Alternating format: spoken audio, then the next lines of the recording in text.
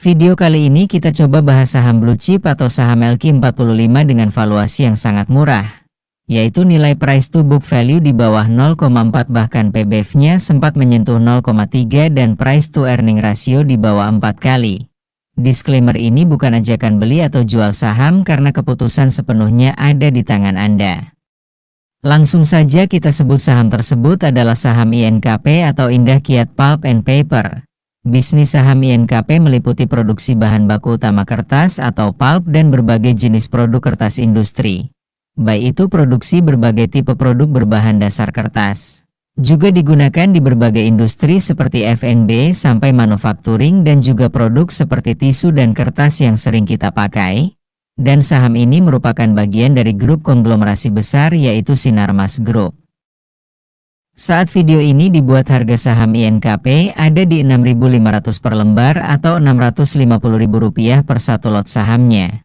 Jika kita lihat grafik harga saham INKP dalam 5 tahun terakhir bahkan sempat menyentuh harga terendahnya di harga sekitar 4.300 per lembar. Walaupun harga sahamnya saat ini sudah naik ke level 6.500 dari harga 4.300 yang berarti naik sekitar 66%, tetapi secara valuasi saham ini ada di angka price to book value 0,33 kali dan price to earning ratio TTM 5,12 kali dan annualized ada di 3,88. Di atas ini merupakan data valuasi PBV saham INKP dalam 10 tahun terakhir. Jika kita menggunakan nilai min PBV atau nilai tengah rata-ratanya ada di valuasi PBV 0,63 yang mana saat ini di PBV 0,33 berarti terpaut hampir 90%. Dan nilai minus 1 PBV-nya ada di 0,21 kali yang mana valuasi tersebut hampir tercapai di saat penurunan dalam beberapa bulan ke belakang PBV-nya sempat di level 0,24 kali. Jangan jadikan angka valuasi sebagai suatu yang pasti tercapai, tetapi jadikan sebagai magnet jika saham tersebut turun menuju level angka valuasi tertentu yang sering terjadi pembalikan harga. Maka itu bisa jadi pertanda area harga yang cukup menarik untuk kalian perhatikan. Karena jika kita hanya mengacu dan menjadikan angka valuasi sebagai acuan yang pasti, maka seringkali kita melewatkan momentum bagus untuk mencicil suatu saham. Dari segi price to earning ratio atau P rasio minus satunya ada di P3 kali yang mana sempat menyentuh di tahun 2023 dan 2025 kemarin. Dengan data min atau rata-rata P rasionya di angka 6,5 kali. Sebenarnya price to earning ratio di sini dibandingkan kita fokus pada angka PE-nya di berapa. Lebih baik kita fokus pada saat momentum penurunan mendekati PE-1 INKP.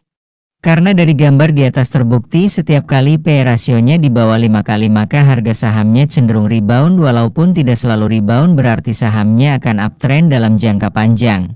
Terkadang kita tidak bisa tahu pasti momentum kenaikan harga saham akan uptrend jangka panjang atau hanya rebound membentuk harga high yang lebih tinggi dalam jangka pendek. Dari segi laba bersih tahunan saham INKP terlihat sempat mencatatkan laba bersih terbesar pada tahun kinerja 2022 sebesar Rp12,7 triliun. Namun setelah itu laba bersihnya menurun di kinerja tahun 2023 dan tahun 2024. Jika kita coba korelasikan pertumbuhan laba bersih saham INKP sejak dimulai tahun 2014 dari laba bersih 1,5 triliun sempat mencatatkan growth atau pertumbuhan sampai pada puncaknya pada kinerja tahun 2018 sebesar 8,3 triliun. Tetapi setelah itu pada tahun 2019 laba bersihnya anjlok menjadi 3,8 triliun saja. Namun penurunan laba bersih tersebut ternyata hanya bersifat sementara sehingga sampai pada tahun 2022 berhasil mencatatkan growth 4 tahun berturut menjadi 12,7 triliun. Dari sekilas gambaran tersebut kita lihat bahwa growth atau pertumbuhan kinerja laba bersih selama 5 tahun pun bisa saja tiba-tiba terjadi penurunan kinerja di tahun selanjutnya. Tetapi hanya emiten atau saham yang memiliki bisnis baguslah yang mampu sustain atau bertahan di saat kinerjanya sedang tertekan dan bisa membalikan keadaan menjadi growth kembali. Saham INKP rutin membagikan dividen setiap tahunnya. Walaupun secara dividen yield memang sangat amat kecil sobat invest, selalu ada di bawah dividen yield 1% setiap tahunnya.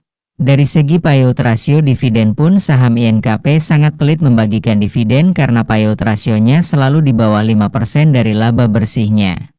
Maka dari itu bagi kalian yang mencari saham dividen sangat tidak tepat melirik saham INKP sebagai opsi, kecuali hasil RUPS emiten membuat keputusan akan membagikan dividen dengan payout rasio besar. Namun itu hanya sebuah asumsi saja karena faktanya ini saham sangat pelit bagi dividen. Tetapi bagi sobat invest yang melihat suatu saham atau emiten sebagai perusahaan yang memiliki prospek dan merupakan market leader di bidang usahanya dan juga produknya, maka saham INKP merupakan market leader di industri produk pulp and paper sampai saat ini di Indonesia. Selain market leader dari segi produk yang biasa kita beli, bisnis saham ini juga dari hulu ke hilir. Ibaratnya dari mulai pohon sebagai bahan dasar lalu diubah menjadi bahan baku produksi kertas lalu sampai dengan distribusi produk jadinya ke konsumen retail maupun konsumen bisnis industri yang memerlukan produk berbahan kertas dari INKP. Walaupun sekilas kita lihat laba bersih secara Q-on-Q kuartal 1 tahun 2025 dengan kuartal 1 tahun 2024 terlihat labanya meningkat. Tetapi dari sisi laba usaha atau laba operasional perusahaan terlihat menurun dibandingkan kuartal 1 tahun 2024. Alasan mengapa pada hasil akhir laba bersih tahun berjalan di kuartal 1 2025 ini lebih besar yaitu karena ada laba dari selisih kurs atau mata uang yang mana tercatat di atas 1,2 triliun dibandingkan sebelumnya hanya 629 miliar. Sehingga total penghasilan lainnya meningkat yang membuat laba bersih saham INKP growth secara Q-on-Q. Di sini saya coba terapkan korelasi data antara laba operasional berbanding dengan net income atau laba bersihnya di luar dari faktor income tersebut disumbang besar oleh laba selisih kurs, yang mana ini pernah terjadi di kuartal 1 tahun 2020 pada gambar di atas. Di saat laba bersih atau net income-nya lebih besar dari laba operasional dan kebelutan kinerja pada tahun dan kuartal tersebut menjadi titik bottom dari penurunan tahun 2018 sampai 2020. Bisa jadi ini sebagai indikasi awal emiten atau perusahaan keluar dari tren penurunan kinerjanya, karena di saat laba dari selisih kurs itu meningkat maka memungkinkan emiten untuk mencadangkan sekaligus menggunakan cash tersebut untuk operasional sekaligus ekspansi bisnisnya tanpa mengganggu laba bersih dari operasional bisnisnya. Namun disclaimer sobat invest di sini Mimin coba membandingkan suatu fakta dan data yang ada saja. Jika bagi kalian ini tidak masuk akal silahkan di skip saja. Berdasarkan data kepemilikan saham INKP di tahun 2024 sampai dengan 31 Desember komposisinya dimiliki oleh PT Purinusa sebagai pengendali sebanyak 57,46% dan sisanya beredar di masyarakat sebanyak 42,54%. Menariknya pada tabel bagian bawah ini terlihat jumlah kepemilikan institusi lokal sebanyak 68,4% yang berarti jika kita kurangi kepemilikan saham dari PT sebagai pengendali maka menyisakan sekitar 10,94% saham dimiliki oleh institusi lokal yang beredar di masyarakat. Selanjutnya institusi asing atau investor asing institusi memegang sebanyak 25,18% dari jumlah saham masyarakat yang beredar.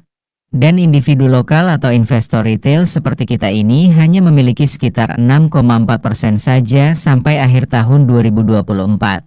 Sehingga kita di sini dapat kesimpulan bahwa kepemilikan saham 42,54% yang beredar di masyarakat dimiliki mayoritasnya oleh institusi asing dengan porsi 25%, sisanya sekitar 10% dimiliki institusi lokal, dan investor individual atau retail memiliki 6,4% saja.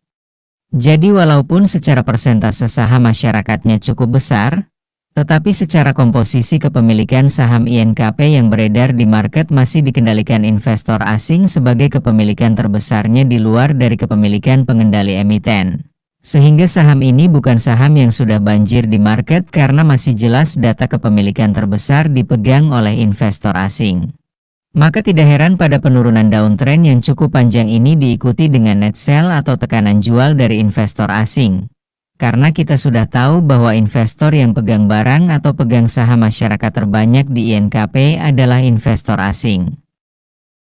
Jika kita lihat monthly atau chart bulanan saham INKP terlihat pada tahun 2020 sempat menyentuh area resisten sebelumnya yang berarti area resisten tahun 2008 menjadi support pada penurunan tahun 2020.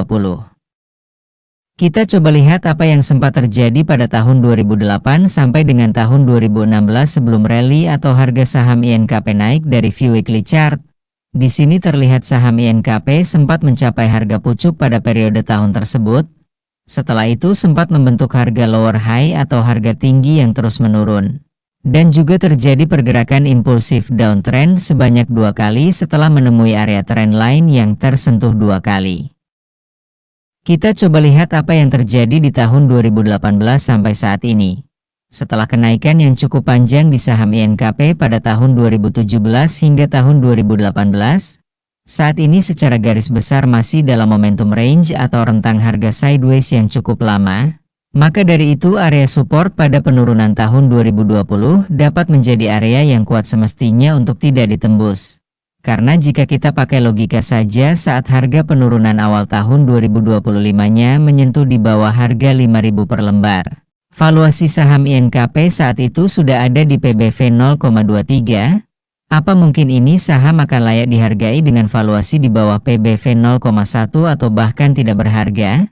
Padahal sudah cukup jelas bahwa ini saham bisa kerja dan bisnisnya menghasilkan profit ditambah masih mampu bertahan di saat krisis bahkan masih bisa mencatatkan growth. Disclaimer: Mimin sekilas saja bahas daily chartnya karena balik lagi market selalu benar dan kita hanya bisa menganalisa saja. Di sini terlihat pada penurunan bulan Maret investor asing menjual dengan volume yang cukup besar. Namun respon harga saham INKP setelah itu berhasil membalikkan posisi atau rebound lebih tinggi dari level penjualan besar dari investor asing. Walaupun investor asing terus tercatat net sell sampai hari ini. Dari sini kita bisa analogikan bahwa selling power investor asing mulai kalah oleh buying power yang ada di market yang menunggu di area harga tersebut.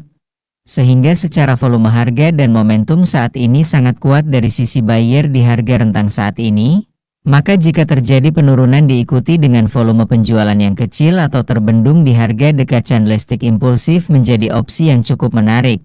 Apalagi jika akan membentuk wave kedua investor asing berbalik melakukan akumulasi. Semoga video ini bermanfaat, tonton video lainnya juga dan jangan lupa klik